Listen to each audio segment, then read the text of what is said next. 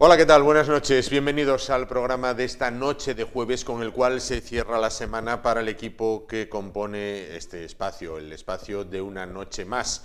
Una jornada esta en la que, como siempre, tendremos entrevista personal donde hablaremos de dinero y de cómo defender nuestros intereses con el abogado Luis del Viso, y en el cual, después de la entrevista, daremos paso a una mesa debate tertulia con las noticias más importantes que nos deja la jornada, noticias que tienen que ver con la economía, con las infraestructuras y con la política. En síntesis, con lo que mueve el mundo. Cabecera y comenzamos.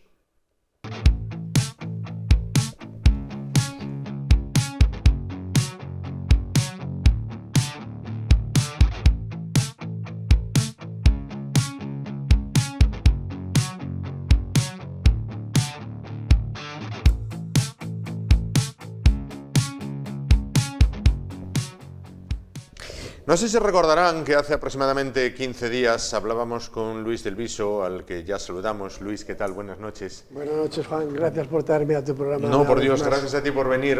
Hablábamos, digo, de cómo obtener dinero, o cómo pensábamos que obtendríamos dinero, que son dos cosas completamente distintas, cómo obtener dinero y cómo pensábamos que lo íbamos a obtener. Gracias a nuestro coche, ¿no? Con esos préstamos. Préstamo y usted continúa conduciendo el coche y tal. Bueno, pues Luis nos desvelaba lo que había detrás. Hoy vamos a hablar de microcréditos y de fondos buitre. Luis, por ir primero con definición, ¿qué entendemos o qué es un microcrédito? Vamos a ver, básicamente un microcrédito es un crédito que no supera los 1.000 euros de cuantía y cuya finalidad, publicitariamente hablando, es una devolución rápida. Estamos hablando de operaciones a 30, 60, 90 días. Lo que sucede es que detrás de esta urgencia, facilidad de gestión, todo lo hacemos por teléfono, por internet, nos mandan un SMS al teléfono y con todo ello podemos hacer una gestión rápida, no importa que estemos en ASNEF, que estemos en los ficheros de morosidad, que tengamos deudas, no, nos van a dar un dinero rápido, evidentemente con un coste muy elevado que queda más por detrás y que no se ve. La primera oferta normalmente suele ser un crédito sin interés, 300 euros sin interés a 30 días. Eso te quería preguntar. Modus operandi, ¿cómo funcionan? Imaginémonos, por ejemplo, que en este caso yo quisiera solicitar un crédito para Navidad por 1.000 euros. Mira, lo hemos visto en televisión, ¿no? Sí. Que te sale y que dice, o en la radio, que se te han roto las gafas, pues espérate al día 1 que cobre para poder comprar las gafas. No, hago un microcrédito que me están bombardeando y que además, como yo utilicé las redes, busqué algo en internet de cómo es un crédito, tal, entonces ya me bombardea la publicidad y dentro de ello está el anzuelo y la carnaza. ¿Cuál es la carnaza? Sin interés. Sin interés. Sin El interés. primero. El primero. 300 euros máximo y 30 días de devolución. Ahora, como no lo devuelvas a los 30 días, ya empieza a convertirse la bola en grande y acaba convirtiéndose pues, en 1.500, 1.900 euros que luego nos están reclamando en el juzgado. Claro, porque ¿qué tipo de interés lleva condicionado o lleva aparejado estos microcréditos una vez superado el primero, que como bien decías, no lleva interés? Mira, el dato es sintomático. La propia publicidad, tenemos que leer la letra muy pequeña. Dineo, Creditea, esa serie de compañías. Nos hacen un cálculo para 100 euros a 30 días, nos cobran 35 euros. 100 euros a 30 días. Eso da un tipo de interés, una tasa anual del 3.564,42. Claro, cuando vamos al juzgado ellos dicen que es el precio de cualquier microcrédito. Claro, el 3.544. Es decir, ellos pueden tener un nivel de impagado de recuperar uno cada 300 préstamos que dan y ganarían dinero. Claro. Y ganarían dinero. Claro. ¿Qué sucede? Claro, cuando alguien se anuncia en televisión, tiene que ser que gana mucho dinero. Que gana mucho dinero. Pues esta gente se anuncia en televisión. Y luego, si entramos en la letra pequeña, nos encontramos que nos mandan una tabla en la cual nos dice que a 5 días, ¿vale? 50 euros nos cuestan 2,92. Perfecto. Eso da un tipo de interés del 6.171. Por si el 3.500 era pequeño, entonces llegan al 6.171. Claro. Ese es el problema. Claro. Que te han sacado del apuro. ¿Qué te cuesta? Joder, 2 euros. 2 euros. Por 2 euros saqué 50 euros. Y luego, ¿en qué vamos? En que la pelota la sigue haciendo más grande. Es decir, te doy 600 para que canceles el de 300 y entonces te lo pongo a 30 días, te cobro las comisiones de estudio, de no sé qué, de no sé cuánto más, y al final te encuentras que la pelota va aumentando y no llega a niveles muy altos, porque tiene una cosa clara, que es que el que debe 300 euros tiene un problema. El que debe 300.000 euros, el banco tiene el problema. El banco tiene el problema, efectivamente. ¿Hay algún retrato robot de la persona que acude a estos microcréditos? Podríamos, una foto fija. Básicamente, el problema que estamos teniendo es que es gente que está en una situación angustiosa. Necesita esa cantidad, pues lo que decimos, el cumpleaños del niño, las gafas que se han roto, un golpe en el coche. Entonces vamos de esa forma angustiosa, que además no nos da nadie crédito, como nos pasaba el otro día con los coches. ¿Quién me da dinero? Pues este. ¿Qué pasa? Que luego voy a intentar ir devolviéndolo. Hoy teníamos una cliente que, habiendo sacado 500 euros un crédito de estos, se había comprometido a pagar 1.500. Siendo consciente de que el crédito era abusivo, y llega a un acuerdo extrajudicial de pagar 1.500. Bueno, si nos sale bien, en ello estamos, esperemos que no pague nada, ni los 500. Claro, claro. ¿Cómo se defiende esto? Es decir, ¿cómo se ataca este acuerdo alcanzado entre la entidad, vamos a llamar entidad, y el particular? ¿El caso llega a vuestro despacho, por ejemplo? ¿Y qué ocurre? Pues básicamente es muy fácil. Cuando llega el tema de microcréditos, tenemos dos situaciones. La situación A es aquella persona que viene porque ha visto que estamos con ello y que puede tener una solución.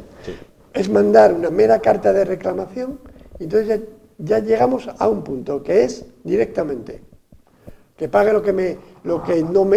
la parte que no me haya pagado de lo que le dimos. ¿Que debe algo más? Pues le devolvemos con esta mera carta. El otro problema es aquella persona que recibe la notificación del juzgado y cuando recibe la notificación del juzgado, dos posibilidades. Aquel que llega y dice, voy a la que lié y no hace nada. O aquella persona que decide consultarlo con un abogado y encontrarse con que ese problema va a tener solución porque estas compañías utilizan un procedimiento que es el procedimiento monitorio, que está pensado para las empresas, en el cual el no decir nada es tu mayor condena, porque directamente pasa a sentencia firme, que no puedes recurrir. Europa nos ha dado una clase, nos ha obligado a que los jueces en estos tipos de procedimientos, cuando se trata de financieras con consumidores, paren ellos a analizar las cláusulas y las circunstancias de estos casos, de tal manera que sea el propio juez el que pueda determinarlo. Tengo la anécdota del otro día de un compañero que iba a un juicio con una compañía de estas, con un fondo buitre, que luego comentaremos, luego hablaremos, y no tenía contrario, estaba lo que se llama técnicamente en rebeldía. Y cuando lo vi así le dije, creo que tu contrario acaba de contratar al mejor abogado del mundo, que es el juez. Y así sucedió. Luego le dijo el juez, el letrado, con respecto de las cláusulas abusivas, dice, señoría, el contrario se ha callado, no dice nada. Dice, sí, bueno, ya. Pero, ¿van a retirar ustedes alguna? Dice, hombre, era un crédito de 600 euros. Hombre, podíamos... ¿Cuál es? La de reclamación de la posición deudora, que son 40 euros. Y le dice la juez, no, me refiero a todas, porque el tipo de interés es excesivo. Y dijo el compañero, bueno, pues mire, señoría, no vamos a retirar ninguna, que ya nos las va a quitar usted todas directamente. Lo que no debemos hacer es, cuando recibimos una notificación del juzgado, meter la cabeza debajo de la arena, como la avestruz, esperando que escampe. Lo que digo siempre, vaya, pida un abogado de oficio, pida al abogado de oficio. Yo estoy en el turno de oficio, con lo cual le puedo llegar a tocar yo y no va a pasar nada, pero va a tener quien le defienda, le van a analizar el caso y como está en una situación angustiosa, no va a tener tampoco que pagarle, le va a salir gratis el procedimiento, pero vaya al abogado de oficio. Y si el funcionario le dice que es poca cuantía, que no, eso que se lo dice, que se lo ponga por escrito. Que ha decidido que usted no tiene derecho a defensa cuando el fondo buitre o la compañía financiera está contando con abogado y procurador, técnicos que ustedes conocen de lo que está firmando, el por qué lo está firmando y dónde está el abuso. Claro. En estos tiempos de incertidumbre económica, ¿muchos casos de esto en el despacho? Muchísimos. Sí. Con cantidades pequeñas, ¿no? Siempre. Sí, el mayor problema que hay es que son cantidades pequeñas. Son cantidades pequeñas. Lo que sucede es que a veces les sale el tiro por la culata y no solamente no cobran, sino que tienen que pagar nuestros honorarios por costas y venían por lana y salen trasquilados. Pero hay mucho. Insisto en lo de antes, anunciados en televisión, tienen que tener una cartera enorme porque el minuto de televisión en las grandes cadenas generalistas es carísimo. Entonces tienes que tener mucho cliente y lo hay. Lo que pasa es que tenemos dos límites, que es primero la cuantía que la gente al final dice, 500 euros voy y los pago, o la vergüenza. No pasa nada, todos cometemos errores. Y la situación de angustia nos hace cometer más. Consúltenlo con un abogado. Nosotros se lo vamos a mirar sin coste. Si no lo vemos viable o no le vemos opción, se lo diremos. Pero como lo veamos viable, lo que ya comentamos, el halcón se tira y mata. Por ello, ¿no? Bueno, fondos buitre, porque muchas veces oímos hablar de los fondos buitre, quizás cuando hablamos de macroeconomía, ¿no? Fondos buitres sobre un país, fondos buitres sobre una multinacional. Correcto. Pero también hay buitres de andar por casa. No. El fondo lo que está haciendo es comprar la deuda al peso. ¿Qué es un fondo buitre? Bien, estamos hablando de fondos de inversión. Sí. Somos malos y los llamamos buitres, ¿por qué? Porque como los buitres van a la carroña, van a lo que está putefacto, a lo que ya no tiene arreglo. Entonces, ¿qué sucede? Que ellos van a Banco Sabadell y le compran la deuda. Y luego nos dedicamos a las llamadas telefónicas para intentar recuperar, que en muchos casos llegan a funcionar, aunque no deberían, llegan a funcionar, porque si no, no las harían. Entonces, ¿qué sucede? Que este fondo de inversión lo que va buscando es una rentabilidad. Si yo compro un paquete de 1 millón de euros por 1.000 euros, en el momento que gane más de 1.000 he sacado rentabilidad. Entonces, ¿qué sucede? Que los bancos es un dinero que dan por perdido, que recuperan un 10% de lo que han por perdido, fenomenal. Ya acaban de ganar un 10% en una operación, que ellos ya tenían todo perdido. Y esta gente lo que se dedica es a atacar. ¿Cómo atacan? El teléfono, pero también en el juzgado. ¿Cómo funcionan? Eso te quería preguntar. Bueno, lo que te comento, llegan a comprar la deuda y luego van y reclaman. Muchas de las veces sin documentaciones, con documentos que preparan ellos mismos, pero que si el cliente no se opone, pues adelante y acaban embargando. Si el cliente se opone, aunque sea él directamente, diciendo que no lo debo, así de fácil. No lo debo porque no contraté nada, que sean ellos los que aporten el contrato, que muchas de las veces no lo tienen. ¿Por qué? Porque no han comprado su contrato. Han comprado 5.000, 6.000, 7.000, 8.000 o más contratos y siempre hay alguno que falta, siempre hay alguno que está. Luis, voy a hacerte una pregunta ahora que no sé si es tremendamente estúpida o tremendamente ingenua. Vamos a ver, si yo, por ejemplo, me dirijo a una entidad bancaria y solicito una información, lo primero que me dicen es no, por ley de protección de datos yo a usted no le puedo facilitar nada. ¿Por qué esta gente puede comprar esa información al banco? Porque a fin de cuentas están comprando información. No, lo que compran es la deuda. Entonces yo al comprar la deuda me ceden todos los datos. Y evidentemente dentro de nuestro contrato, cuando contratamos con ellos, hay dos cuestiones que son sí o sí, que es la autorización para ceder el crédito y con la autorización de la cesión de crédito, evidentemente, la cesión de los datos. Entonces los datos los tienes porque los has dado tú. Hay un detalle que sí es importante y que me preocupa porque lo hemos visto en el despacho, que es mucho cuidado. No demos el DNI a nadie por teléfono que nos llama. No demos los datos bancarios a nadie que nos llama. Si alguien nos llama y quiere saber si somos la persona para pedirnos un dato de referencia, pues mire, yo le digo la posición 2 y la 3, o la 7 y la 9, o la letra, o las 2 primeras, o las 4 últimas. ¿Por qué? Porque así tiene que tener los datos. Si se los damos, ¿a qué vamos a llegar? A que nos van a hacer esta contratación, nos van a hacer la suplantación de personalidad y nos vamos a encontrar con quien alguien ha contratado un microcrédito que no lleva grandes niveles de seguridad y lo estamos debiendo nosotros. ¿Por qué? Porque lo han ingresado en una cuenta que presuntamente es de titularidad nuestra. Claro. También está habiendo muchos casos. Muchos. Mira, uno muy Sí, llamativo fue sí, por favor. Banco Sabadell. Sí. Banco Sabadell. Demanda al cliente reclamándole 15.000 euros por un crédito que había contratado. No había contratado ningún crédito. La cuenta bancaria no era de él. No tenía cuenta en esa entidad. ¿Qué pasó? Mandó el currículum, una oferta de empleo. Y en el currículum le dijeron, ha pasado usted el primer nivel de contratación, esto va a ser un trabajo online, trabaja usted desde casa, cuando quiera, cuando pueda, solo tiene que consultar las encuestas y no sé qué, no sé cuánto, pero denos copia su DNI, número de cuenta bancaria, número de teléfono. Cuidado. ¿Por qué? Porque yo con esos datos meto y hago toda la gestión del crédito, que me manden el mensaje a mi teléfono, que no es el que tú me has dado, pero sí tengo un correo electrónico que acabo de generar, me mandan las claves, se firma desde el móvil, se acabó la historia y contratar un préstamo de 15.000 euros. A una cuenta que no tal, y de esa cuenta rápidamente el dinero fuera. ¿A dónde llegamos con todo esto?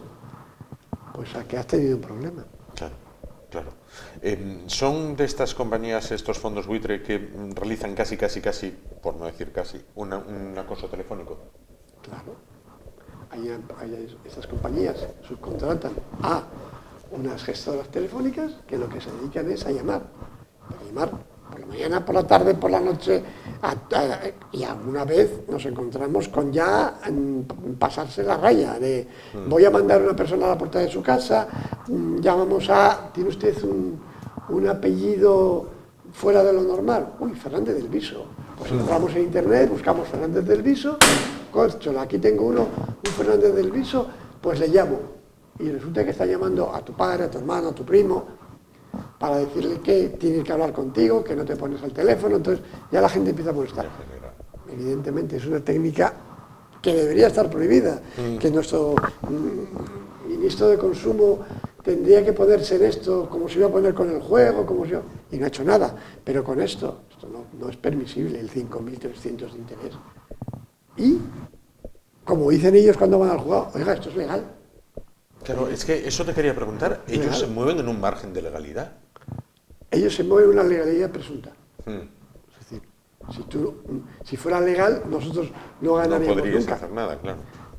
Está pasada la línea. Lo que pasa es que mientras que no haya una orden gubernamental que los pare, que lleguen y se hincha la boca con somos una compañía que se dedica a comprobar que los anuncios son veraces, no sé qué. Eso es mentira. Los anuncios no son veraces. Es meterle el caramelo, usted ya tiene 300, cojo a gasto y se la acabo de liar. Igual que la obligatoriedad de tener tarjeta en tu banco. ¿Para qué? Hoy la Caja Rural saca una oferta que me parece muy interesante para las compras de los libros al 0%. Mete la tarjeta.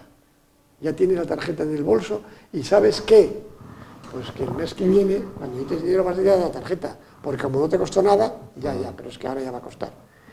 Dentro del límite, que es el 20% de interés, hay 19,55.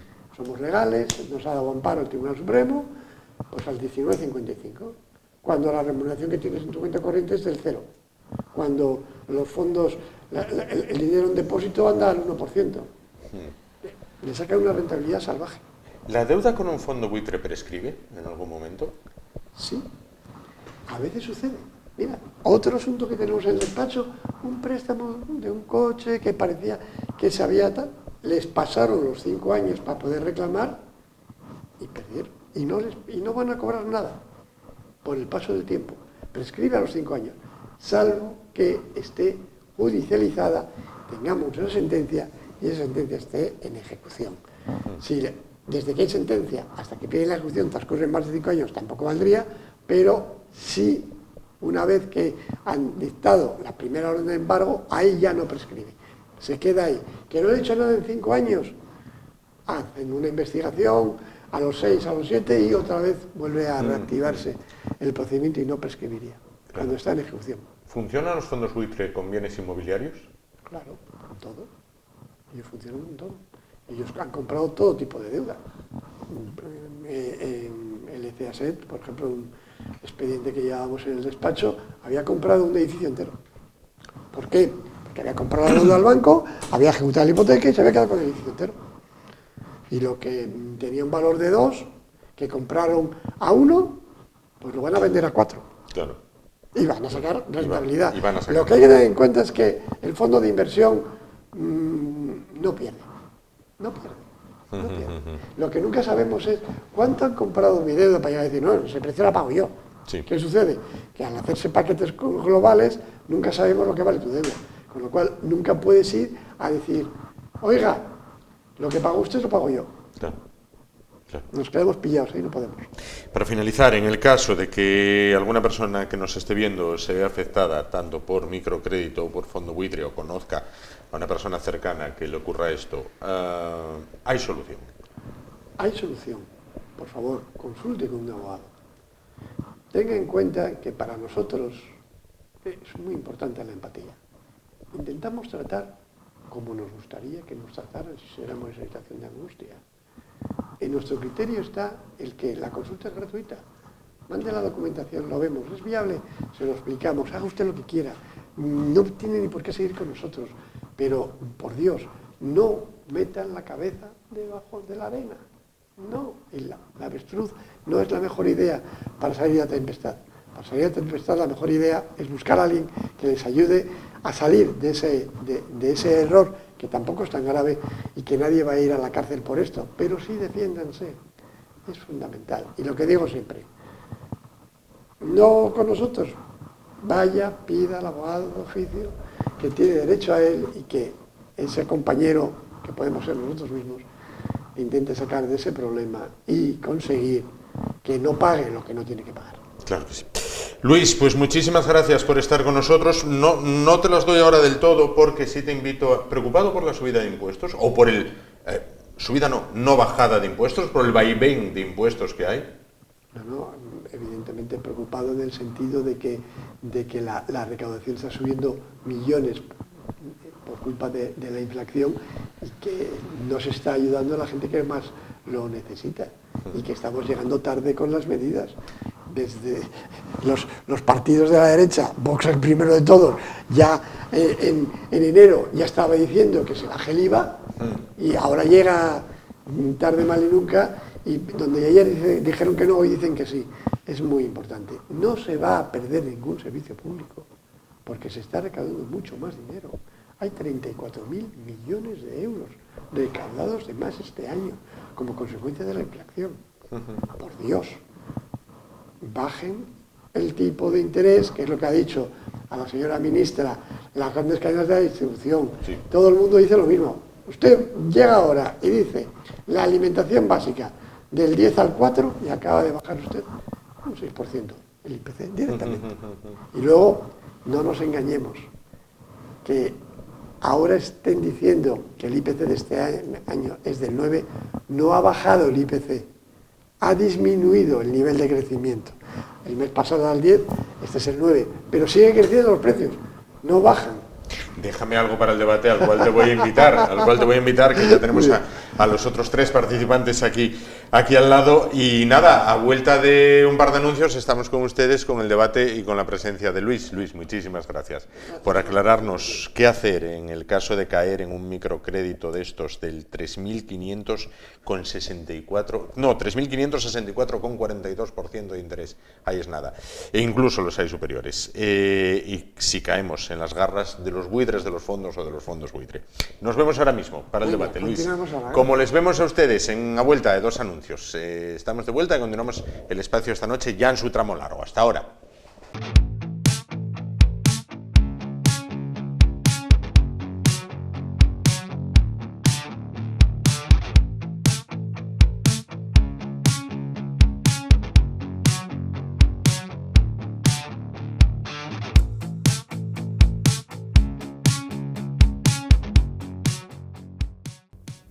Continuamos, a vuelta de publicidad. Vamos ya con el tramo largo del programa de esta noche de jueves. Vamos ya con el tiempo de debate y tertulia con 4 invitados y varios temas sobre la mesa de los que conforman la actualidad tanto en Asturias como en España.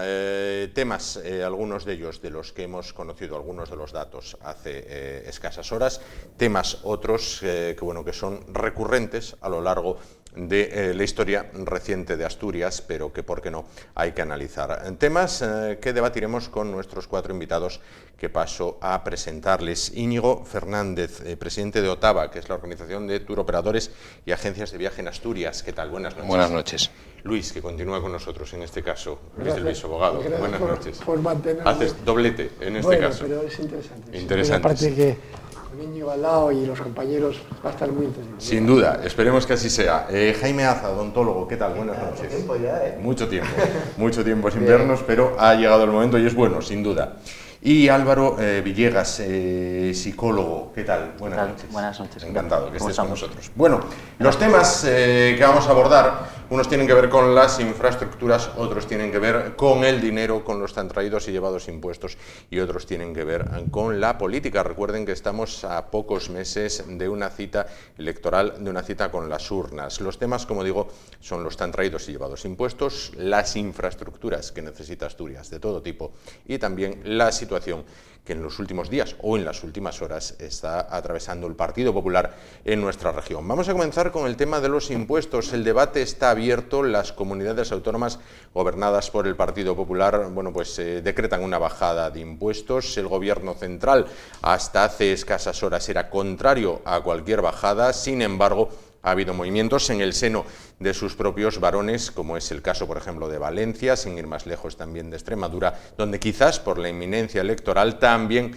se han decidido a rebajar esos impuestos, lo que ha llevado a que el Gobierno, a la vez que lanza lo que llama el impuesto solidario, para fortunas de más de 3 millones de euros, también afirma que rebajará la presión fiscal para las rentas de hasta 21.000 euros. Otro tema será, como decimos, las infraestructuras en Asturias en pleno siglo XXI. Cómo de comunicada está nuestra región, y finalizaremos con lo que parecía que podía ser una tormenta, pero parece también que se puede quedar en chubasco en el seno del Partido Popular en la región. Comenzamos por los impuestos. Álvaro, Jaime, Luis, Íñigo, adelante el primero. Abrir fuego. Lo más llamativo que tenemos en este tema es que con la inflación que tenemos, el aumento que estamos teniendo en la recaudación, que no se hayan dado cuenta de parar y rebajar los impuestos, que nos encontremos con que la rebaja de las mascarillas viene tarde, que la rebaja en el gas, que todas las rebajas que están proponiendo, ya no tanto desde el PP, si me permite, sino ya desde Vox, ya lleva tiempo con ello, encontrarnos con que vienen ahora a inventar la pólvora y a desdecirse, como este presidente, yo soy de los que piensa que todos los días miente, pues no pasa nada. Hoy dice blanco, mañana negro y pasado pras contra pardo, y lo que ayer era malo hoy es bueno, y lo que ayer era algo inaudito y que no se puede permitir, que el rey emérito, por ejemplo, no pueda venir a España porque tiene a causas abiertas, que no tiene ninguna, y que los independentistas estén por la calle, o que se pida al señor Riñán, que tiene sentencia, que quede en libertad, pues son todas estas incoherencias. Pero insisto, el tema impositivo, el detalle tonto, que es el que no se nos traslada, es que disminuye el déficit público. Puedo seguir gastando en la publicidad esta de los hombres. No me acuerdo ni de la palabra. Los láser o los... No, los hombres blandengues. Los hombres blandengues. Los hombres blandengues. Invertir millones de euros en estas publicidades, o en aquella del verano en la cual una pobre mujer la engañaron, puso fotografías que cogió por internet y luego alguien por el medio se quedó, pero como es de izquierdas... No pasa nada. Ya te digo que yo creo que llegamos tarde. La presión impositiva es altísima, pero bueno, claro, evidentemente hay que mantener parlamentos autonómicos, hay que mantener ayuntamientos, hay que mantener chiringuitos, entonces todo esto se acaba gastando. Hay que cambiar de ordenadores, de iPads y teléfonos a todos los parlamentarios, que les queda menos de un año, pero que se lo lleven nuevo, no van a andar con uno de segunda mano. Entonces, claro, todo eso, lo bueno es que son espléndidos con el dinero de los demás. Íñigo, Jaime, Álvaro. No sé, yo, si me permitís, como me estreno aquí un poco tal, me gustaría estrenarme un poco celebrando, no sé, lo que para mí es una excelente y muy buena noticia. Menos mal que este gobierno ha tomado nota de lo que ha pasado en Italia y bueno, parece que se pone en las pilas, sobre todo en la parte socialista, ¿no?, en hacer políticas que de verdad afecten al comer de la gente, ¿no? No sé si alguno de los que estamos aquí sentados en esta mesa tiene un patrimonio mayor de 3 millones de euros, yo no, o tiene rentas mayores de 200.000 euros de capital, yo no. Iba a preguntar a alguna mujer, pero como no hay ninguna en este espacio, me gustaría preguntarles qué les parece que bajen el IVA del 10 al 4% en los productos de higiene femenina. Entonces yo creo que son motivos para alegrarse que por fin este gobierno haya tocado lo que de verdad cambia la vida de la gente, que es la recaudación, los impuestos, y me alegro que hayan bajado los impuestos. Y me alegro que hayan bajado los impuestos a la gente que necesita que le bajen los impuestos, que es la gente que no llega a 15.000 euros de renta, y me alegro que hayan subido los impuestos a quien sí que necesitamos que se les suban los impuestos, ¿no?, que son quienes generan estas rentas excesivas, estos patrimonios bueno, que sí, se lo habrán ganado. Podemos entrar en el debate de si es ético o se han ganado ese dinero, bueno, de unas formas u otras, ¿no?, que ahí habría mucho que debatir. Seguramente hay muchos empresarios muy honrados, eso no tengo dudas, ¿no?, y conozco unos cuantos, pero me parece a mí que es una muy buena noticia que se haya subido, que se ponga un impuesto especial a las rentas de mayores de 3 millones de euros. Es una muy buena noticia que se suba el IRPF a estas rentas de capital elevadas y que se baje a casi el 50% de los contribuyentes, casi el 50% de los contribuyentes se le baje el IRPF. Entonces me parece una noticia maravillosa de celebrar, y aquí yo creo que las únicas, o por mi parte, ¿no?, quien miente, quien hace lo posible para evadir y para dejar de tener esa responsabilidad ante la sociedad, para mí son los independentistas, pero los de los malos. Los independentistas no demócratas, que son aquellos que se quieren independizar de la sociedad, ¿no?, para no pagar menos impuestos y que abanderan la bandera de la libertad, pero libertad para pagar menos impuestos, ¿no?, libertad para contribuir y para que la sociedad avance conjuntamente. Jaime, Íñigo. Me alegra una bajada de impuestos, porque me parece que una bajada de impuestos ayuda a la sociedad a avanzar de otra forma. Yo entiendo que los impuestos son necesarios, lógicamente, porque necesitamos muchos servicios públicos. Los ciudadanos pagan muchos impuestos, pero hay un límite en los impuestos. Tiene que haber un límite en todos los sentidos de los impuestos. Hay impuestos donde hay productos por los que pagas 1, 2, 3, o situaciones en las que pagas hasta 3 o 4 veces por lo mismo, pagas impuestos, con lo cual pagas más impuestos que por el bien mismo. Sí. Ya no hablo de gasolina, ni de la electricidad, ni de ninguna de otras cosas. Incluso hablamos, por ejemplo, de las herencias. Cuando compras un bien inmobiliario, que es lo que se suele heredar, pagas un impuesto, pagas el IVA, después pagas mientras lo tienes, y después vuelves a pagar cuando te mueres. Cuando lo dejas se lo dejas a tus herederos, ¿no? No sé, ese es un impuesto pues, que en el resto de Europa no existe, solo existe en España en este momento, que ya le ha dicho la Unión Europea a España que tiene que revisarlo y tiene que quitarlo, igual que les han dicho que hay que renovar el Poder Judicial y todo lo demás, pero bueno, da lo mismo. Veremos. Ellos siguen a su bola, todos, de un lado y de otro, vamos, ¿no? Aquí yo no pongo colores ni quito colores, ¿no? Y después, bueno, que haya una rebaja fiscal es importante. Lo único es, hay que saber, el Estado tiene unos costes, hay que ver si esos costes la sociedad se los puede permitir o no. Entonces, habrá que evaluar de todos los servicios, del abanico de servicios que tiene la sociedad en este momento, cuáles son los que realmente necesita la sociedad y cuáles son superfluos. Hablábamos, por ejemplo, pues comentaba Jaime, el tema de la carga política que tenemos, la cantidad de políticos que tenemos. Es un tema que hay que revisar urgentemente. Lo que pasa es que quien tiene que revisarlo no le da la gana porque tiene mucha gente allí. Hay muchas cosas que son revisables. Hay otras, sanidad, educación, seguridad, gente con problemas reales de vida, ¿ya?, que habría que revisarlos para reforzarlos, no para seguir reduciendo, ¿ya? Yo entiendo que la sanidad pública hoy en día es lo mejor que tiene España. Debería ser lo mejor que tiene España y probablemente esté por debajo digamos, de la necesidad de capital que está recibiendo, ¿ya? Hay otras que, bueno, probablemente puedan revisarse todas. Entonces, bueno, hay que buscar el equilibrio entre los impuestos que permitan a la gente vivir y los impuestos que permitan a la sociedad seguir funcionando.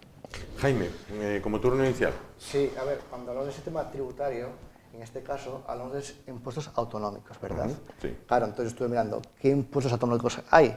Hay 3 vertientes. La primera son los rendimientos cedidos del Estado que le cede a la autonomía, por ejemplo, la mitad del IVA. no sé si la gente no lo sabe. Yo no lo sabía, me enteré hoy, ¿vale? Bien, Pero el correcto. tema de hoy. Pero mucho más, el impuesto especial sobre la cerveza, sobre el vino, sobre alcohol, sobre hidrocarburos y a diferentes rendimientos. Luego, aparte, la autonomía puede incorporar impuestos propios que solo haya en esa autonomía. Sí. Y luego hay otro que compartimos con el resto de autonomías, por ejemplo, el de sucesiones en este caso, ¿no? Entonces, yo no sé qué gasto hay en esa autonomía para decidir si puedo bajar o no los impuestos. Habrá que analizar qué gastos hay en esta autonomía que sean superfluos o no, y en base a eso, los ingresos, hacer un equilibrio presupuestario. Y en ciernes de aprobar presupuestos, el señor Barbón tendrá que pactar con la gente de la oposición y posiblemente ceder de cara a elecciones el bajar impuestos. De entrada, ha dicho que no bajará. No creará ningún impuesto nuevo, pero que no Pero al bajará. ver a Vara y al ver a Chimo Puig que hacen eso, posiblemente haga algo. Pero ese impacto que tiene el impuesto que él maneja, ¿qué impacto tiene sobre su presupuesto? A lo mejor todo le viene del Estado realmente. Para mí, desde mi punto de vista, en mi humilde opinión, que soy probablemente un ignorante, yo a nivel del Estado bajaría el impuesto del IVA en el producto final. Por ejemplo, en los supermercados, Mercadona, por ejemplo, se lleva 1,8 céntimos del producto. El Estado se lleva un 21 en ese producto final, sin contar con el 21% de cada parte de la cadena de valor, desde la fabricación hasta el final, con lo cual incrementa el precio un 218%. Yo creo que en el producto final se puede quitar el IVA o reducirlo al 10%, para así combatir la inflación. Que la inflación está en un 10,2%. 9. Han dicho hoy que han bajado a 9 y ya dan palmas. Para mí es una fatídica noticia, porque para poder bajar precios hay que tener una inflación negativa, no positiva. Y la gente piensa que el próximo año hay un 4% de inflación, pero no es un 4,14, no, es un 4 sobre lo que ya hay. Con lo cual el invierno viene y va a ser muy frío. Hay dos cuestiones que creo que coincido con vosotros, que es el hecho de que la rebaja del IVA es la que más va a afectar al IPC. Esa es la que más va a afectar. Y que además esa rebaja queda compensada con la subida de la base. Mientras que esté subiendo la base, el impuesto sigue siendo un porcentaje sobre esta base, con lo cual nos permite poder reducir el impuesto sin perder recaudación. Tendríamos el problema que comenté antes del déficit. Pero luego es que son cosas que quedan muy bien. Es decir, vamos a poner un impuesto a los patrimonios personales de más de 3 millones. ¿Alguien se piensa en este país que alguien tiene a título personal más de 3 millones de euros? Nadie. Nadie, Son porque la sociedades. financiera Bien, no tiene. pero sí, me parece bien las caras. Lo que pasa es que queda muy bien. Si quieres debatimos por qué no hay nadie que No, tenga pero que su nombre no, en millones. porque es absurdo. pero si yo no voy a eso, Debatimos, yo a lo si que quieres, debatimos dónde está todo ese dinero. no, pero si que sabemos un poco dónde en anda. eso estamos todos de acuerdo. Pero lo que pasa es que si yo digo que voy a poner un impuesto con una efectividad y que voy a recaudar 1.400 millones de euros, estoy engañando, porque no está en las personas físicas esos patrimonios, está básicamente en sociedades,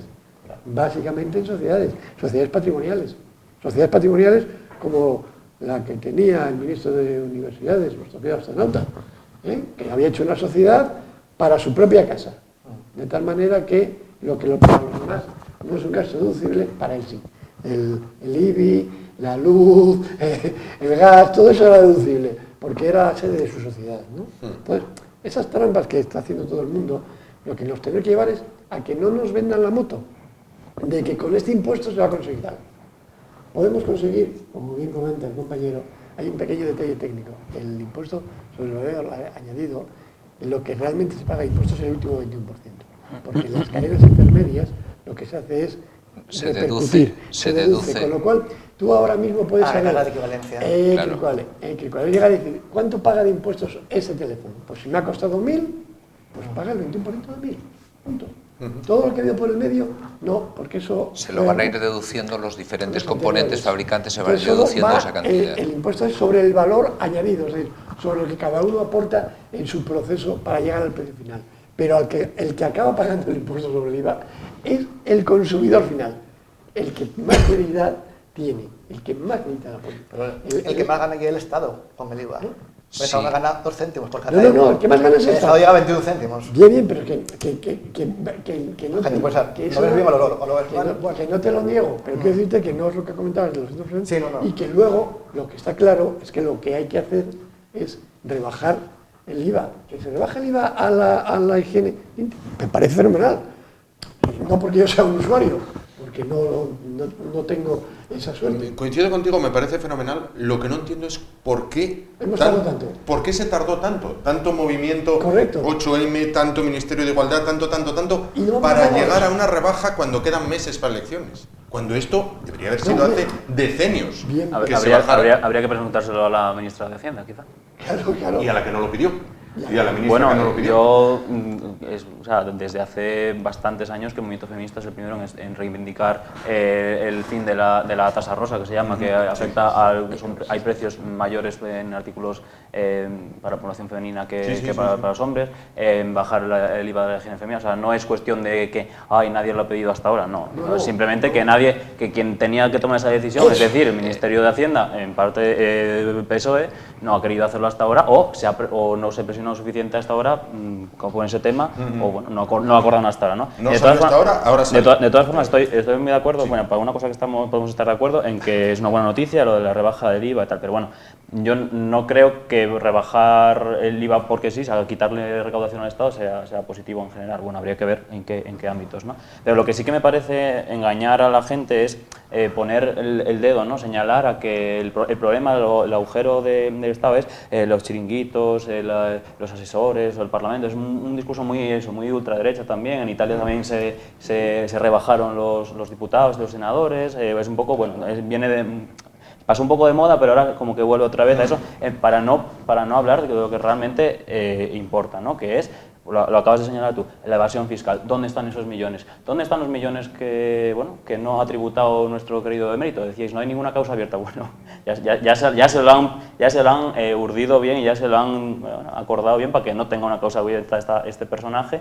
Y bueno, ¿dónde están todas esas listas de evasores fiscales que no se quieren hacer públicas? ¿Cómo se combate la evasión fiscal en este país? Que ahí sí que ya tendremos un buen pico para tirar, ¿no? ¿Dónde están los impuestos de sociedad de las grandes empresas? También, o sea, evasión fiscal, etcétera. Yo, por ejemplo, como titular de una agencia de viajes, mi empresa tributa el 21% de los beneficios cuando los tiene. Perdón, el 25%. Que ahora nos han dicho que nos van a quitar 2 puntos. Sí, pero es que el Banco Santander o Telefónica o UNOSA o cualquier otra empresa en este país no llega al 5%. Ninguna paga más de un 5% sobre sus beneficios. Otra de las medidas que han anunciado es el fin de ciertas rebajas fiscales que hacen eso, que premian a quien ya menos paga. O sea, cualquier persona que nos esté viendo trabajadora está pagando más impuestos que una gran empresa como el Banco Santander, o como después con donar una maquinita para los niños con cáncer tienen suficiente, ¿no? Y se lavan la cara ante la sociedad cuando realmente el problema es este. Entonces, señalar que si tienen tablets los políticos, que si es falaz. O sea, yo también estoy cabreado, me cabrea los políticos que no trabajan o que tal, pero bueno, no es el problema principal los asesores o los móviles de los políticos. Y señalar ahí es engañar un poco a la gente, o querer engañar a la gente, o desviar el foco de donde está el verdadero problema de este país, que es la gente que no quiere contribuir o que se quiere independizar, esos independentistas ricos de la sociedad y no cumplir con su parte, ¿no? ¿Apuntabas? No, apuntaba un poco es lo que comenta Álvaro, que el problema es la estructura, lo que apuntaba yo desde un principio, es decir, tanto analizar cómo es la estructura del Estado, pero no solamente del gasto, sino que de los ingresos. Hay que revisarlo, porque claro, que tú que tienes tu nómina, pagas religiosamente los impuestos, y hay otras personas que no, sin nómina o por una serie de escapes fiscales. Tú apuntabas el tema de un ministro. Ese señor, pues, era uno. Uno de tantos. Uno de tantos, ¿no? Es uno de tantos, pero no tiene por qué ser ese. El que dimitió previamente a ese también, ¿eh? Bueno. El de Cultura. El señor Carmona está en eléctrica y no hace nada por nosotros. No va a bajar nada. Claro. Cobran Pero 200.000 euros al año. y la señora Tocino y no Claro. sé quién están. A ver, Pero el problema es que podemos hacer una lista interminable de claro, gente que nos me da igual cabrea. los colores. Yo lo que a ver, a mí me da igual Pero los sigue siendo colores. falaz. Rojos, verdes, morados, azules o granates. Me da exactamente igual. Yo como ciudadano exijo que todas esas personas que son las a las que nosotros le pagamos un salario, que son nuestros empleados, que cumplan con su trabajo. Y su trabajo es intentar que nuestro dinero se gestione de la mejor forma posible. Eso es lo que tenemos que exigir. Que yo pueda tener una idea de que me prefiero la educación público-privada o solo pública, o que puedo tener mejor sanidad o mejor... Bien, pueden ser planteamientos, pero la base tiene que ser una gestión eficaz. Correcto. Eficiente. Un componente en este caso. Hay cercanía de elecciones, ¿vale? Hay cercanía de elecciones en el mes de mayo, autonómicas y municipales en buena parte de España. Y hay también un resultado electoral en Italia muy reciente. ¿Consideráis que estos dos factores... Y se nos olvida de Suecia, que ha ganado la ultraderecha en Suecia. Telita marinera. Tela también. Eso es para que los partidos de izquierda se empiecen a mirar muchas cosas que están planteando. Estos dos resultados electorales y la inminencia de las elecciones, ¿consideráis que condiciona estas medidas que salen hoy a la luz? Evidentemente. A ver, que lo de Italia, yo puedo hablar con conocimiento de caso porque tengo familia allí y sé lo que es Italia, y sobre la historia de Italia es un país totalmente distinto al nuestro. Los partidos de Italia, por ejemplo, el primer partido de la oposición de izquierdas es como aquí el PP. ¿Vale? Aquí alguien de izquierdas va los domingos a misa y tiene un pensamiento muy parecido, muy moderado al PP, por ejemplo. Y sobre la señorita Meloni, que todo el mundo piensa que es derecha antiglobalista, porque ahora tenemos varias etiquetas, ¿no? Derecha, izquierda, globalista o antiglobalista. La señora Meloni pertenece al Instituto Aspen, que es una sociedad que pertenece al Foro de Davos, e ingresó el pasado año. O sea, que ya le han llamado un año antes de ganar a capítulo para que siga todo igual, como dice el gato pardo. Todo sigue igual. Vale, no hay ningún cambio en Italia. Sí, es sorprendente, por ejemplo, que el gobierno anterior, no el último gobierno que acaba de emitir, sino que el gobierno anterior, a ver, estaba los populistas de izquierda con los populistas de derecha, habían pactado todo y seguían haciendo su guisos, ¿no? Todos allí, pues bueno, Italia es un punto aparte, ¿no? Pero a mí lo que me sorprendió sobre todo es el tema de Suecia, por ejemplo, que la ultraderecha gane en Suecia porque la gente en Suecia está cansada de la inmigración, que hay un discurso muy potente en contra de la inmigración, que aquí está, no ha llegado a los niveles que están llegando en otros sitios, pero hay un discurso muy potente en contra de la inmigración. En muchos sitios de Europa, en Francia, en Inglaterra, se han salido de la Unión Europea por el tema de la inmigración. En Italia, gran parte de los problemas han venido por el tema de la inmigración. En Suecia es lo que está viendo. En Alemania ya ha habido problemas. El problema dice de la inmigración ilegal. De la inmigración en general. No. El problema en todos estos países... En Suecia ha venido el problema por los refugiados. No, bueno, claro, porque están entrando... De los refugiados, no de la inmigración ilegal. De los refugiados. De los refugiados que ha traído el país admito desde el matiz ahí en ese punto, pero vale. En Italia, en España y en otros países lo que está sucediendo es que la persona que entra con sus papeles mejores o peores y trabaja o hace, está en peor situación que el que salta... Voy a hacer una pregunta. Los asturianos que emigraron a América a principios del siglo XX y durante todos los años 60 y los años 70 o a Europa, ¿llevaban papeles? Hombre, si no podías entrar, tenías que tener hasta en América. Perdóname, en América... En América hablo América del Sur. Sí, pero no estoy hablando de Estados Unidos. Hay un pequeño detalle relevante, que es que tú ibas a América del Sur, a Hispanoamérica, donde se hablaba el mismo idioma, la misma cultura, y no ibas a que te dieran una ayuda o unos apoyos o unas circunstancias, sino no que ibas a partir de cero y a empezar a trabajar desde el día 1. Y ya te buscabas la vida rápidamente, porque lo que tienes que tener en cuenta es que no son, en esos momentos, eran países en expansión, países con una gran riqueza y que no tenían el problema que se puede tener en la Europa ahora mismo, ¿entiendes? Y tú a Europa, los que salían de España, dadas las excepciones del periodo posterior a la guerra y de la gente que fue cuando se tuvo la que guerra, exiliar. que no es lo mismo, los demás iban con contrato. Y si no tenías contrato no había ayuda.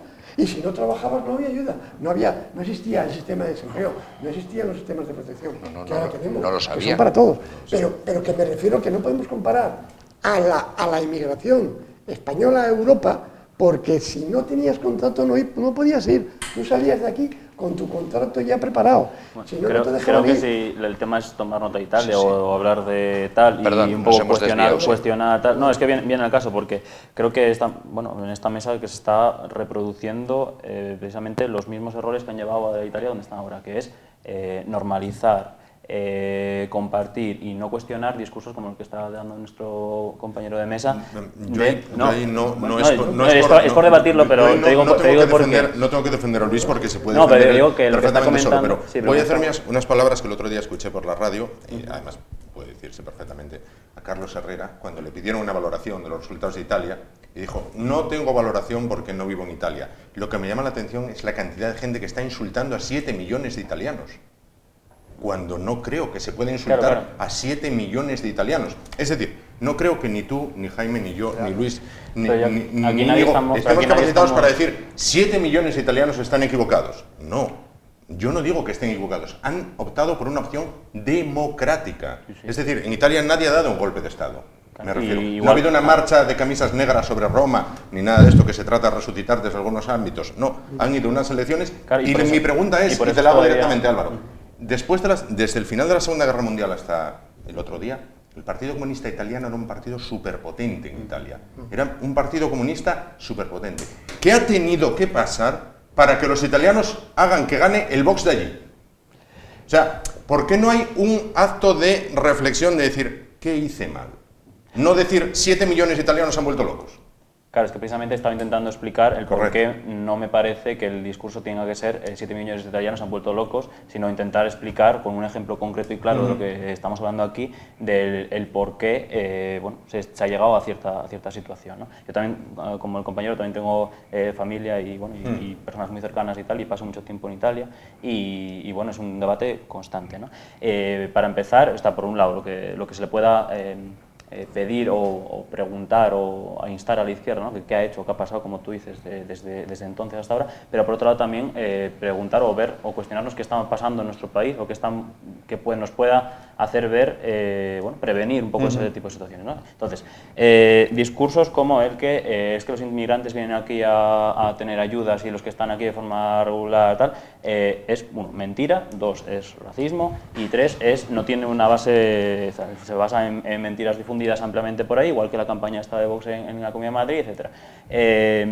Cosas como, y también hay que plantearle a la izquierda qué está haciendo. O sea, si realmente agitamos continuamente que viene la derecha, sin ningún tipo de proyecto y propuesta de país, o si realmente nos ponemos las manos a la obra y decimos, mira, el país va a ser así, se va a cobrar de estos, vas a tener estos impuestos, vas a tener estos derechos, vamos a blindar tal, bueno, igual a la gente, o dar esa batalla cultural, ¿no? Que parece que la ultraderecha lo tiene súper claro, y nosotros, yo hablo por nosotros, por la gente que conozco y tal, pero bueno, instaría un poco también a reflexionar al Partido Socialista, ¿no? Y otra cuestión es qué ha pasado en Italia con la derecha tradicional o con la derecha, digamos, católica o democristiana, etcétera, ¿no? Un poco lo que está pasando aquí. Y eso es la gran cuestión que tiene que decidir la derecha europea ahora mismo. Si toman una opción por la democracia liberal, que bueno, que podríamos debatir los fallos de la democracia liberal, pero parece el marco de consenso de muchas familias políticas, ¿no? O se alía con la ultraderecha para acceder a gobiernos o para tomar la parte del pastel, ¿no? ¿A ultraizquierda? Estamos hablando de personas y propuestas políticas que no comparten el marco común dado después de la Segunda Guerra Mundial en base a los derechos humanos y en base al estado de bienestar. No lo comparten porque estamos viendo Hungría, es el mayor aliado de Meloni, es Hungría, es Polonia, es ciertas cuestiones de reducir derechos y de mantener el statu quo de quien gana en la sociedad.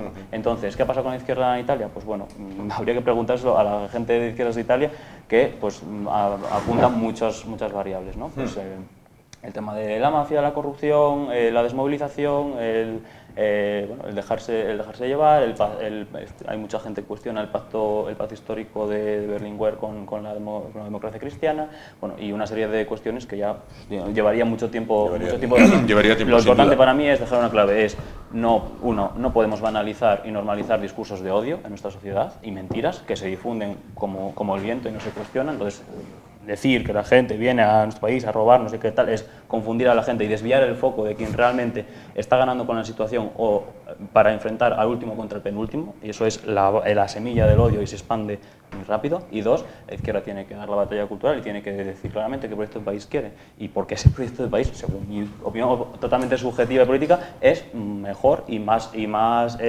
beneficioso para la mayoría de la gente. Y la derecha moderada también tendrá que dar su discurso. Y tendrá que decidir entre democracia o ultraderecha.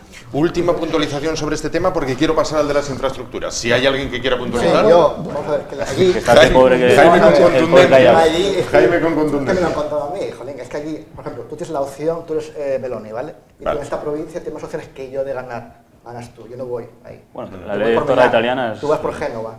Y entonces están en coalición y si tú tienes más opciones que yo de ganar una provincia, vas tú y yo no me presento candidato. Correcto.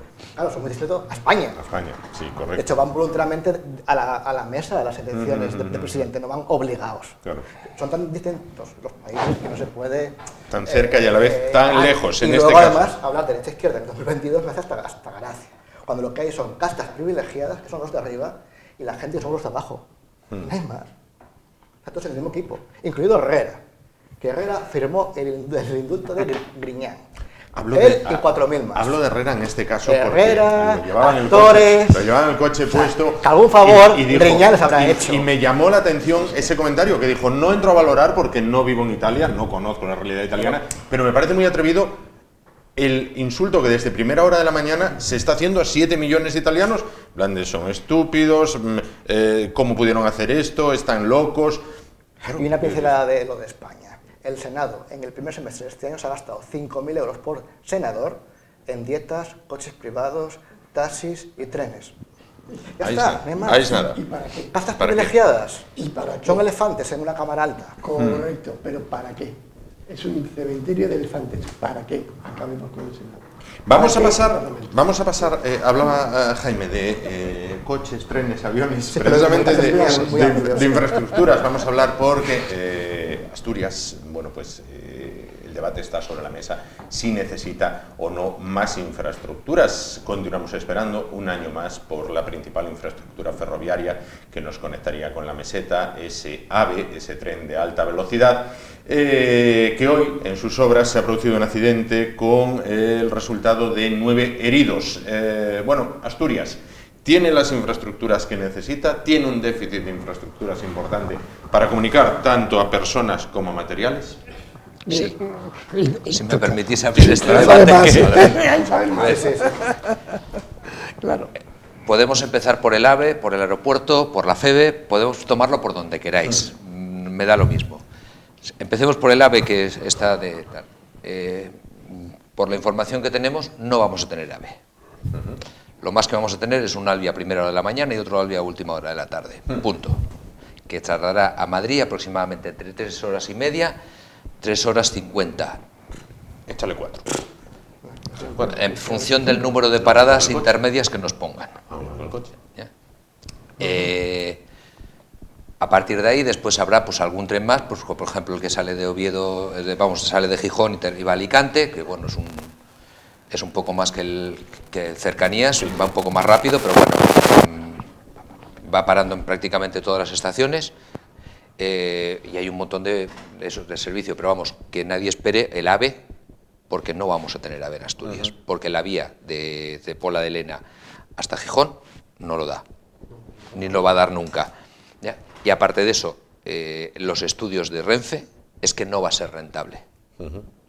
A pesar de que aunque pusieran 3 trenes al día, no van a tener una rentabilidad con un tren AVE. Con el Alvia pueden sacarle rentabilidad justita, pero le pueden sacar rentabilidad.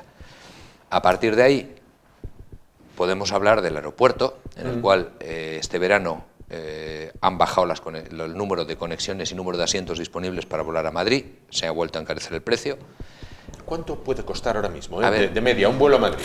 Es imposible, a ver, es absolutamente imposible de calcular. Depende del día que lo compres, correcto. No, más que depende del día que lo compres. Perdón, que me refiero De la a compañía calculación. también. Exactamente. Mira, ahora lo que vale el mañana por la mañana cogerlo, te digo yo, 600 euros. O A mañana ver, sí, solo hay ¿no? dos. Ida y Es que vuelta. esta mañana solo quedaban 2 plazas en el avión. Claro. A ver, Va lleno. pero es un problema. Va lleno. Yo Y mañana, las dos ese plazas- mismo asiento que está vendiendo a 600 euros, para hacer Asturias-Madrid-Asturias. Yo lo pido para un Asturias-Nueva York y me cuesta 120. ¿Me dejas la anécdota, por favor? La última. La magia del mercado. No, yo solo os cuento la anécdota que tengo la semana que viene, la semana que viene tengo un juicio en Mallorca. Entonces estoy en Alicante, volaré desde Mallorca a Alicante, de Alicante a Mallorca y de vuelta, salgo por la mañana, vuelvo por la noche. ¿Cuánto creéis que me ha costado el billete de ida y vuelta? 12 euros. 12 euros. 12, los dos billetes, ida y vuelta. Punto. ¿Qué sucede? Que allí hay competencia. En Alicante hay muchas líneas que están volando, porque en Alicante-Mallorca te está volando Air Europa, te está volando Iberia, Vueling, Ryanair. ¿Hay perspectiva de que mejore? No. Al contrario, que empeore. Que empeore. Sí, en el momento que tengamos un Alvia o un AVE, un tren que tarde desde Asturias al centro de Madrid 2 horas y media, bueno, 3 horas y media, perdón, 3 horas y media. Si sales de Oviedo o de Gijón para ir al aeropuerto de Asturias, tienes que estar 40-45 minutos antes como mínimo, más bien por la autopista, plantéate 1 hora para coger un avión, te vas a la estación y estás en el centro de Madrid. Tienes que hacer el check-in, tienes que hacer el embarque previo, pasar seguridad, llegar al aeropuerto de Madrid, después irte al centro. Son 5 horas. El aeropuerto de Asturias va a servir para conexiones internacionales y para conexiones Asturias. Ha pasado en Valencia, ha pasado en Sevilla, ha pasado en Málaga. En todos los aeropuertos donde ha llegado el AVE se ha bajado el número de asientos disponibles, a lo cual también ha generado un encarecimiento de las conexiones de larga distancia. Pues claro, hay menos asientos. Hemos pasado, por ejemplo, ahora estábamos con un avión de empezamos la temporada en abril con 4 vuelos de 160 plazas. Ahora mismo estamos con 3 vuelos diarios, 2 de 120 y 1 de 80. Y hay demanda, porque hay demanda de vuelos internacionales de larga distancia y de media distancia a Europa. De media distancia. Pero... Álvaro, Jaime. Bueno, a ver, yo creo que es legítimo estar preocupado por el precio o lo que decía antes, ¿no? La magia del libre mercado, que bueno, de repente un vuelo como esos te cuesta muchísimo. Pero yo creo que lo que le preocupa a la mayoría de la gente en Asturias no es tanto el precio de los vuelos a Madrid o a Nueva York y tal, que bueno, por lo que sea, la mayor parte de la población no hace uso de eso, aunque haya una demanda base estable. Creo que lo que le preocupa a la población es realmente, lo que sí que hay demanda es el poder hacer uso de las cercanías, que las cercanías realmente vertebren el territorio y sirvan a la gente trabajadora o a la gente que se quiere desplazar por Asturias de una forma eficaz. Y hay un dato que creo que es también de celebrar y que nos debería llamar a la reflexión, que es desde que está el tema de los abonos, los primeros días de septiembre, creo que el dato era 20.000 asturianos solicitaron el abono gratis. Se redujo 4,5 puntos los desplazamientos en coche. Quiero decir, esto es una cuestión que ¿qué está pasando? Pues hombre, si la gente le das opciones, la gente prefiere el tren. O sea, la gente, digo yo, ¿no? Entonces, ¿qué es lo que hay que hacer? Más allá de terminar el tema del AVE, que parece que, como dice el compañero, no va a ser posible. Pues hay que modernizarlas. O sea, existe esa infraestructura. Hay que modernizar esa infraestructura. Hay que aumentar las frecuencias. Hay que reducir los tiempos. Hay que aumentar las conexiones entre las principales, la Y y tal. Y también, ¿para qué? Para hacer competencia al coche y para hacer competencia al autobús. O sea, y para hacer competencia al avión si hace falta. No. ¿Por qué? Pues porque estamos en una emergencia climática y hay que reducir los desplazamientos en coche, hay que reducir los desplazamientos en autobús. Y el tren Jaime no está de acuerdo. Y el tren es el tren. Y yo soy el primero que se desplaza en coche y no, o sea, aquí ninguna hipocresía ninguna, pero joder, si tenemos un aumento en tan pocos días tan significativo, lo que hay que hacer es dar que las instituciones vayan ahí, o sea, inviertan ahí y no en una infraestructura faraónica, que lo único que ha servido es para emitir unos sobrecostes tremendos, que por cierto es lo que va a pasar con la Ronda Norte en Oviedo, esa aberración total que va a destruir en Naranco. ¿Para qué? Para ahorrar 10 minutos de desplazamiento. Bueno, igual lo que hay que es aumentar las frecuencias en las cercanías para que la gente se pueda desplazar tranquilamente y no entrar en un atasco. Igual hay que hacer otras alternativas más viables que no destruyan el medio ambiente. ¿Para qué? Para algo que en los planes de movilidad aprobados y vigentes se tiene pensado reducir los desplazamientos en coche. Entonces, me parece algo de cajón. Vamos invertir en la a cercanía. conocer la opinión de Jaime, si bien una pequeña puntualización, estamos preparando un programa sobre la Ronda Norte, con lo cual todo lo que se vierta a la Ronda Norte irá sobre ese programa, si bien también hay que señalar que no ha habido más abandonado en toda la historia de Oviedo, desde Máximo y Fromestano, que el Naranco. Salir a defender ahora el Naranco. Bueno, hay gente que lleva décadas defendiendo el Naranco. Salir ahora a defender el Naranco. Adelante. Yo vivo en Pola de Elena, con lo cual, bueno, soy interesado en que el AVE llegase a Pola de Elena y su selección ahí, obviamente, y sobre todo que al concejo mío, con las obras que se han hecho ahí, pues el IBE del Huerna y todo esto, tuviese como un pequeño premio por el daño medioambiental que tenemos en el concejo. Dicho esto, me consta de primera mano que el pasado año se reforzó las obras del AVE con trabajadores, con ingenieros y tal, y este noviembre ya van a marchar de Pola, con lo cual la cosa está muy acelerada y creo que es inminente, que para mayo puede estar más o menos abierto. Decía, por eso Álvaro, mismo. decía Álvaro, y luego las parecía que comunicaciones, pues contronías. depende, porque yo si vivo en Pola de Elena sí puedo coger el tren, puedo coger el bus, puedo coger mi coche, genial. Pero, por ejemplo, para ir yo de Pola a Turón, tardo lo mismo que de aquí a Gijón, que de Pola a Gijón, porque no hay una combinación. Hay un de Turón, tú me puedes decir, coge el tren, vale, sí, cojo el tren. ¿Cómo? Cojo un bus de Turón a Mieres, en Mieres cojo el tren a no sé dónde. Ese es el tema, las combinaciones de Asturias. El tema ecológico no te veía muy partidario. No, pero es un tema muy amplio en el cual el consenso científico de que una emergencia climática, como nos quieren vender, los más interesados son Repsol y compañía, que quieren que les paguemos, nosotros ciudadanos, su transición de modelo de negocio. O sea, tú eres el culpable de contaminar. El pobre frutero con su fumeta es el culpable de la emergencia climática. Ellos no. Pues no estoy de acuerdo con eso, obviamente, claro. Bueno.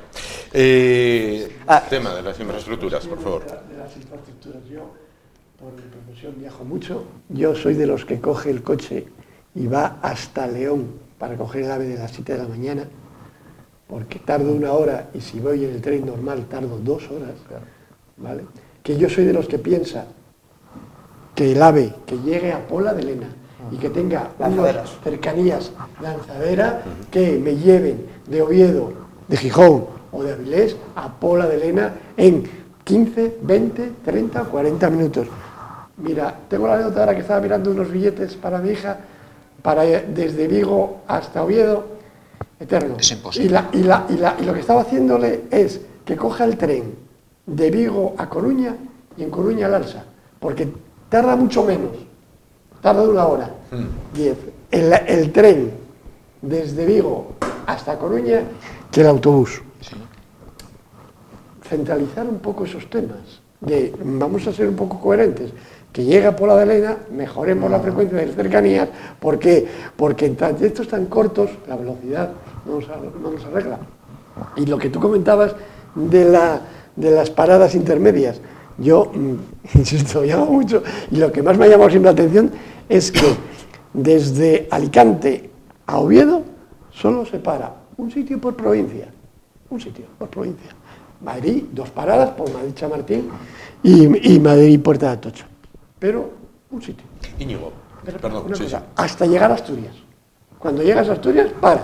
Pola de Elena, Mieres, Oviedo y Gijón. 4 paradas en una sola provincia. Seamos, incentivemos el cercanías. Claro. Lo que comentábamos de la línea de transporte del norte, que hemos quedado fuera, porque se dice que no. Pero es que la tenemos.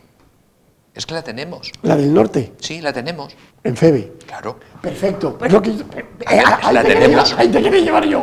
¿Cuánto tarda la Febe desde Oviedo a Santander? 4 horas. Te lo digo yo más. No, más. 4 o 5 Seis. horas. 5 y pico, 6. Que yo soy de Cantabria y Más. cuando yo vine a estudiar aquí a Asturias, me planteé, vale, ¿qué hago? Miré, tal, dije, lo primero que busqué fue el tren.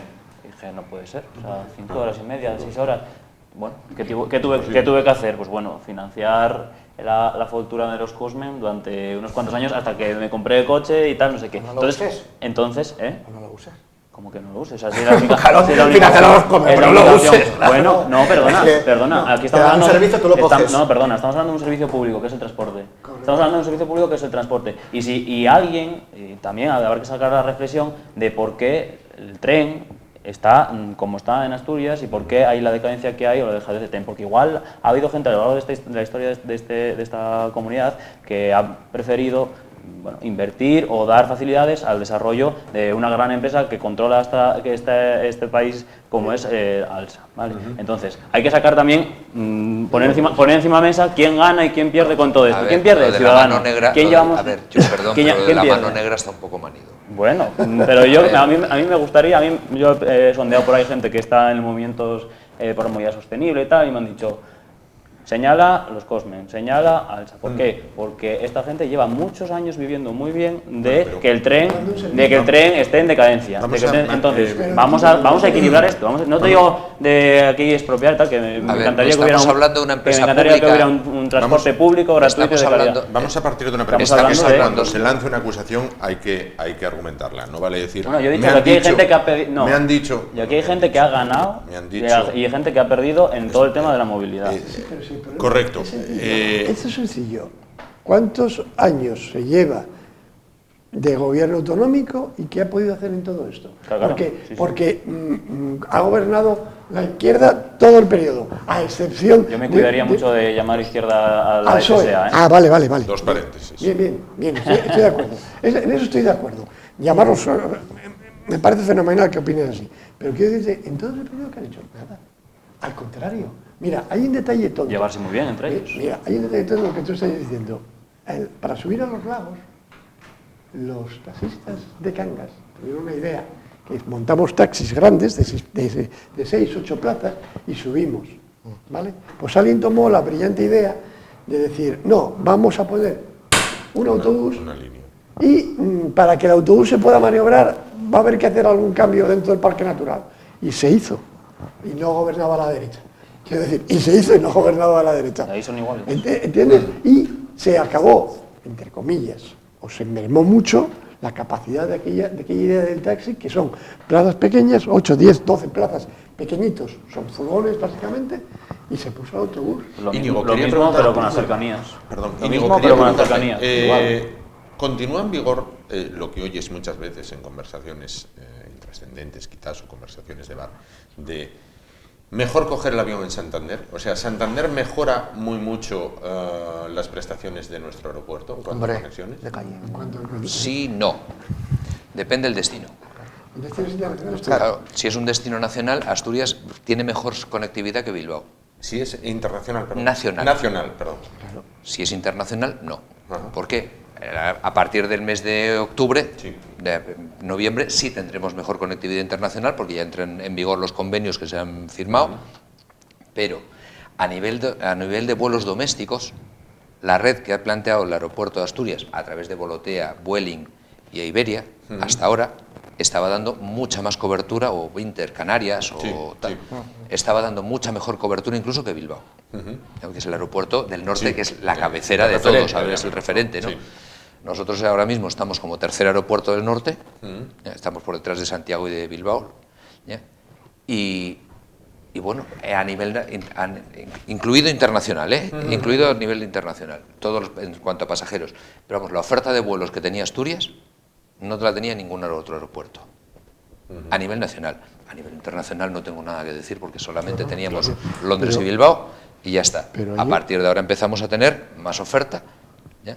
Pero ahí también es lo que comentaba. Dices tú, Álvaro, que no es un problema. Sí es un problema. Si las empresas no pueden salir a vender, es un problema, ¿ya? Si las empresas, si no puedo traer congresistas, es un problema. Si no puedo traer turismo, es un problema, ¿ya? Y me tengo que limitar al turismo de Ryanair, me tengo que limitar al turismo low cost, o puedo traer un turismo que es el que siempre se ha pretendido en Asturias, de más calidad, que no venga a llenar Gascona y que no venga a llenar las calles, y lo que venga es un turismo cultural, que venga, que disfrute, que tenga un gasto importante, sin despreciar al otro turismo, ni muchísimo menos. Que vengan todos. Que vengan todos. Pero no lo priorices. No. Pero no priorices el turismo de bajo coste, que también es un turismo que mucha gente se la puede permitir.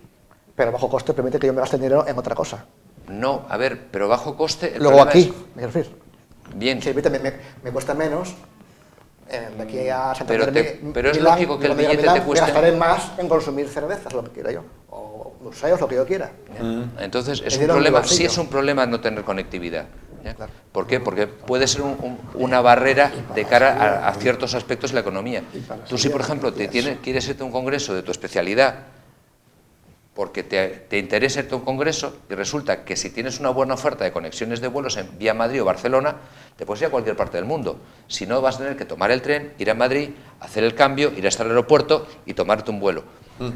Te hablo de fuera de... Me parece muy bien, o sea, y entiendo lo que, bueno, tú eres experto en este ámbito, ¿no? Yo lo único que me gustaría un poco, a modo resumen, dejar sobre la mesa es, si no tomamos estos debates desde el enfoque, es urgente reducir las emisiones de buses, de coches, de aviones, y ver de qué forma transitamos de una forma justa, ordenada, equilibrada y que donde el ciudadano sea quien menos tenga que pagar, el ciudadano a pie, no quien se pueda permitir un vuelo a 600 euros de hoy para mañana, sino si no ponemos ese enfoque, da igual los debates que tengamos, que nos vamos a ir a la mierda antes de lo que nos vamos a ir ya. O sea, Pero, Álvaro, a lo que voy es, vale, igual que citaba, mientras igual que siga le siendo más preguntaba- rentable el avión que el tren, la gente obviamente va a pillar el avión, Sí, pero sí. hay que ver de qué forma dejar única y exclusivamente conexiones de vuelo necesarias, que la gente se pueda venir Bien, cuando estamos no hay hablando- cuando no hay una alternativa Lo que más está- eficiente, más barata y menos pero, contaminante. Álvaro, Hoy igual- estaba igual mirando, que le hoy preguntaba estaba antes mirando a para una Íñigo, sobrina, perdón, un segundo solo. Sí. Hoy estaba mirando para una sobrina, está estudiando en Barcelona y necesitaba para venir en Navidades. Tren, me decía, mírame el tren directo. Digo, no hay tren directo a Barcelona. A eso voy. No hay un Mientras tren siga directo a siendo Barcelona. Tienes que más hacer el transbordo viable en León, ir en avión que en tren. que es malo, o ir a Madrid y en Madrid hacer el transbordo al AVE, o ir a Valencia y en Valencia hacer el transbordo, que era la combinación más barata. Es decir, es un derroche energético tremendo. Sí, claro, mucho más. Ya.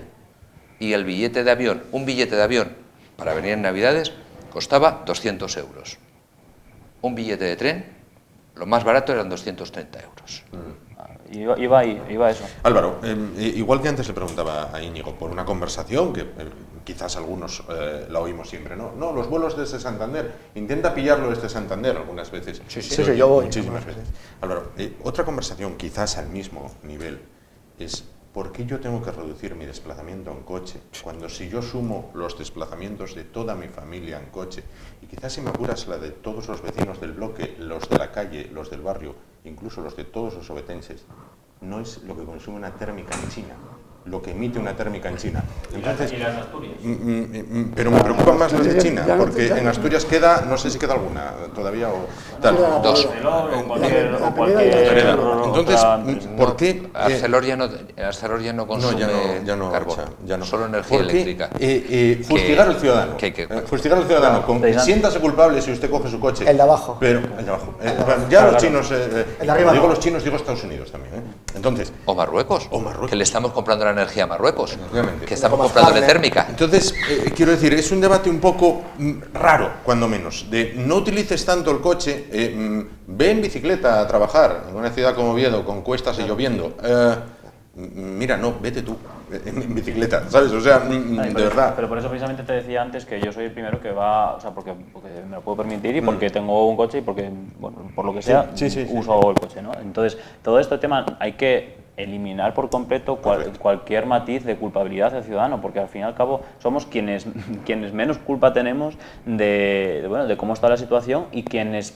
Es decir, es muy importante reciclar, es muy importante intentar reducir emisiones, coger el coche lo menos posible, pero el discurso público no puede basarse en generar culpabilidad en el ciudadano y decir, no, tienes que... No, lo que tiene que basarse el discurso público es que la transición ecológica tiene que ser justa. Y para que la transición ecológica sea justa, igual que con los impuestos, tiene que poner más quien más tiene o tiene que reducir más quien más está... Para cerrar el tema de las infraestructuras, que hay que tocar muy poquito el tema del PP, un dato para la reflexión. ¿Cuánto se tardó en construir la autopista Y en tiempos de su excelencia? ¿Y cuánto llevamos con un tercer carril en obras? Ostras, mucho. ¿Y cuánta gente usa la AS2? ¿Cuánta maquinaria ¿Cuánta había? gente usa la ¿Cuánta AS2? maquinaria Nadie. había cuando se hizo la autopista Y en hormigón? ¿Y cuánta maquinaria hay ahora? ¿Y cuánta gente usa el AS2? ¿Cuánta gente usa la AS2 las dos últimas veces? Y esto no es... es simplemente una experiencia personal. Que la cogí, fue hace un mes, 2 veces, Vine solo. Solo. Ni adelanté un coche ni nadie me adelantó. Esa pregunta, guárdatela para cuando hagáis el debate sobre la Ronda Norte. Solo. Vuelve a hacer la Correcto, pregunta de correcto. ¿quién usa la S2? Pues igual Correcto. hay una pregunta de por qué se quiere hacer la Ronda Norte, porque Correcto. igual hay gente interesada en que se use más la S2. Correcto. Porque la S2 está en peaje en la sombra. es decir, Sí, es peaje en la sombra. por Pero los que pasen. vuelvo a preguntar, ¿cuánto se tardó en hacer la autopista Y si y no cuánto se funcionara- está tardando en si no hacer un tercer carril? Escucha, si no funcionara la S2, ya rápidamente pasaría como con las Rs, de que las merendamos todos los españolitos. Y lo de esto, bueno, claro, eso ya lo hemos hablado más veces.